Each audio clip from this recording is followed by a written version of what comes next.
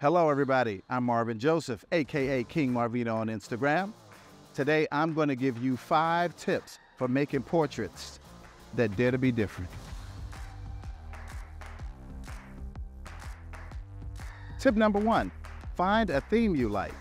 I find that when I come up with all kinds of ideas, I watch lots of movies, commercials, and cartoons, and anything that gives me inspiration for themes. Those themes actually help me create something unique, something that I didn't even think I could do. Like, it was like, wow, I didn't even think of that. So I would advise everyone to find a theme, because sometimes there's magic created in just using a theme. Even if you don't follow through with the whole theme, you may get a nugget out of that. Tip number 2, figure out the mood for the portraits you're making.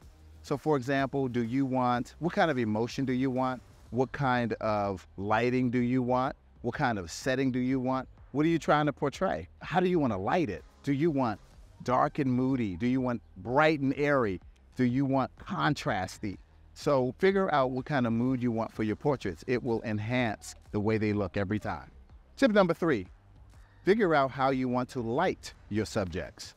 All right, obviously, as photographers, we know that lighting is everything. It is our bread and butter when it comes to making images. Sometimes I take portraits where I want it to look like somebody's at a theater on stage, to have a little bit more drama to the images. And then there are times when I want my pictures to be soft, really soft and beautiful on the skin. And other times, I want it to be contrasty, punchy, edgy. I usually like that for rock stars. But I advise everybody to figure out how you want to light it, because it can create how the viewers see it. Moody light, I'm looking for something that's Batman, dark, brooding, almost film noirish. For something punchy, for example, punchy, aka contrasty, I think of high contrast black and whites, like rock stars, and then I'll add mood to it. I'll use their personalities to give it to enhance the lighting. So that's what I mean when I talk about punchy or contrasty lighting. Tip number 4, dare to be different. Take photographs you thought you never could make. Photograph into the sun. You know, people are, you can't photograph into the sun, it's gotta be backlit. Photograph into the sun. Just try to do something that goes against the grain. I'm a very quirky person, I'm a quirky photographer.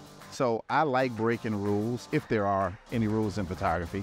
I like to just do things that I'm not supposed to do it this way, but this looks cool. Maybe tilt the camera. You know, some people hate that, purists hate it, but I find that the more unique looking you can make your images, the more you'll be pleased and the more other people will be impressed. Tip number 5, with all of your planning, leave tons of room for spontaneity. I'm telling you, you know how many times I've planned a photo shoot, I plan to do it this way. We're gonna do this lighting. We're gonna do it this way. We're gonna pose this way. And the flash doesn't go off. And that ends up being the sauce. So that ends up being the pictures that you go with.